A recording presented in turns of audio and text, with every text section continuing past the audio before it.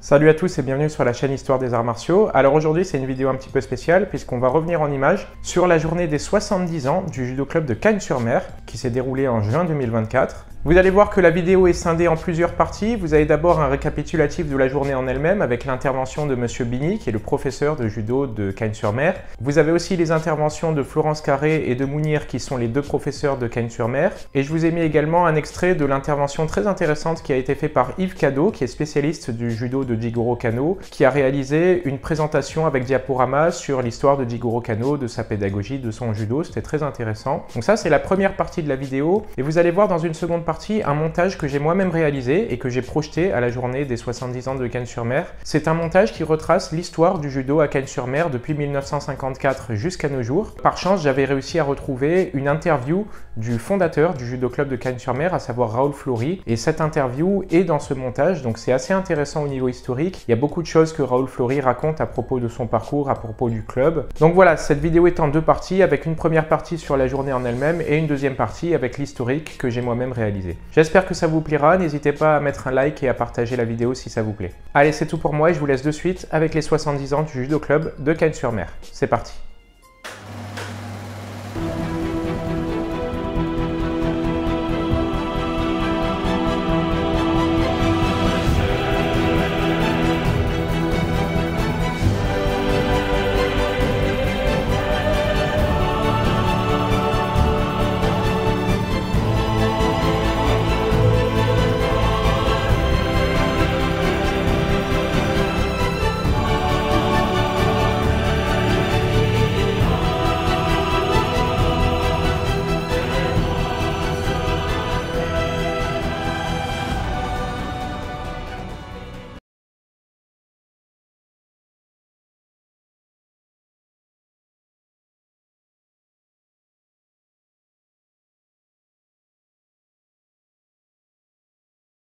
Avant tout, merci à toutes les personnes qui sont venues parfois de très loin pour assister à cette cérémonie.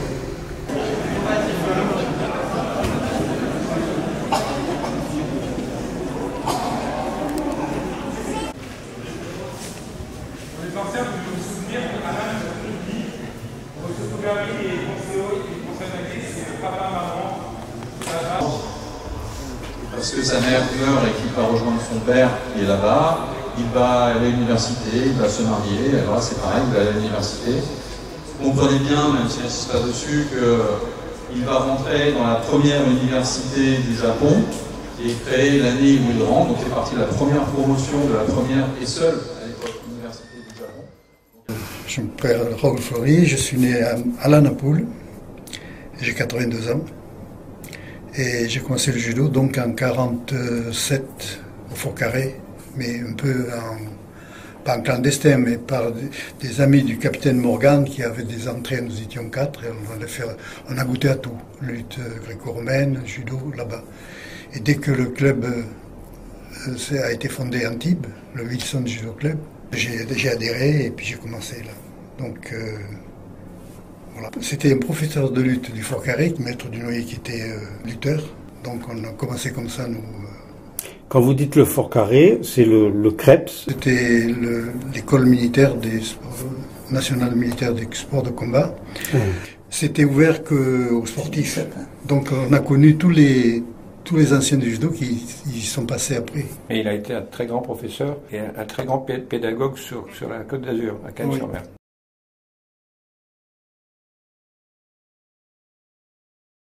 J'avais fondé le club de Cagnes en rentrant dans l'armée. La chance, c'est qu'un dénommé Bariel avait fondé le club à Aix-en-Provence militaire, l'école militaire de l'air. De l'air, oui. Donc j'étais appelé et j'étais de suite, disons, appelé pour diriger ce club. Moi, à l'origine, mon métier de base, c'était pâtissier. Beaucoup de difficultés pour pouvoir m'entraîner et préparer les championnats.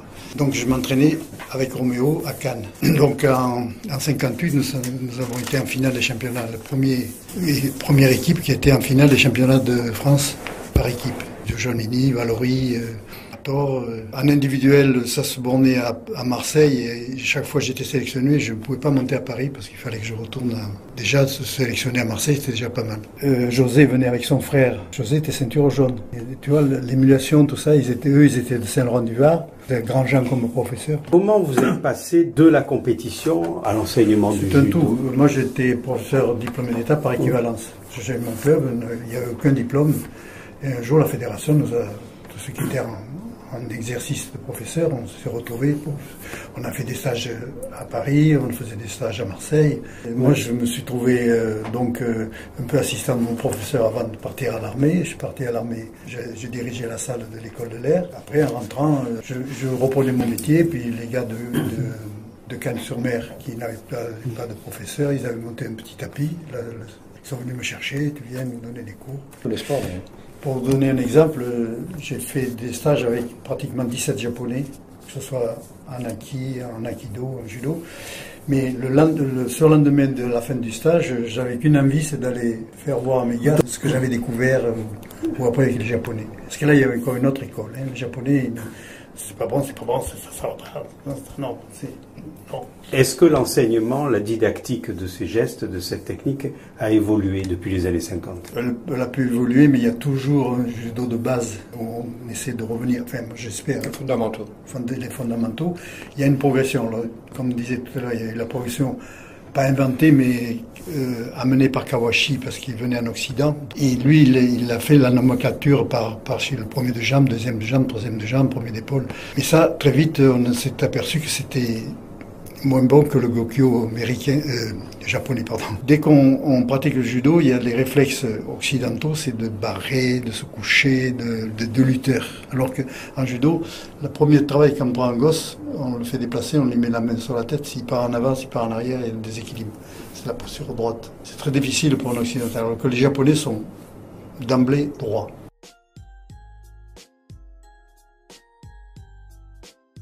Comment ça s'est passé déjà l'arrivée au club? Parce que remplacer un professeur, c'est pas toujours simple. Alors le professeur en question était un ami de mon prof. Raoul Floric, c'est le nom du professeur qui a fondé le club en 54. Raoul Floric me contacte et me dit voilà, si moi je veux m'arrêter, si tu veux reprendre le club, ben, tu peux. Et j'ai dit oui. Les deux personnages importants de ma vie de judoka, c'est vraiment mon prof et Monsieur Midan. Mon prof m'a appris à faire du judo, vraiment, par l'intermédiaire de Jackie Cogno quand même. Ouais.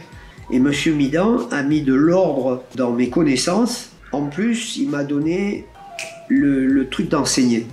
C'est-à-dire faire passer le message. On va dire ça comme ça. Enseigner, c'est un grand mot. Ouais.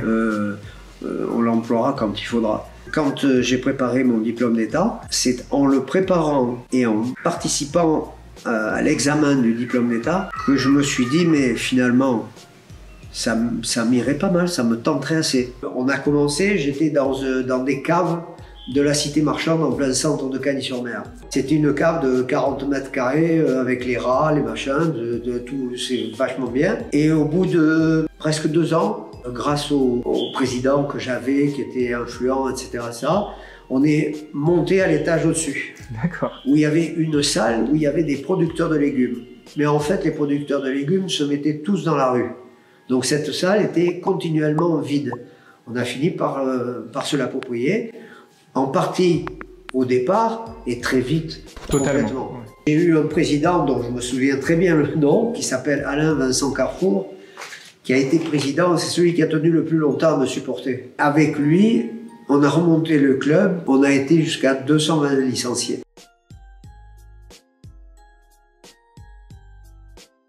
À Cagnes-sur-Mer, il y avait un dojo qui était là, qui n'était pas là où il est actuellement, il était dans le centre-ville de Cagnes-sur-Mer, dans la cité marchande de Cagnes-sur-Mer. Et donc j'ai repris l'activité judo avec un nouveau professeur puisqu'il s'agissait de Monsieur Bini. Monsieur Bini faisait déjà venir des gens au club.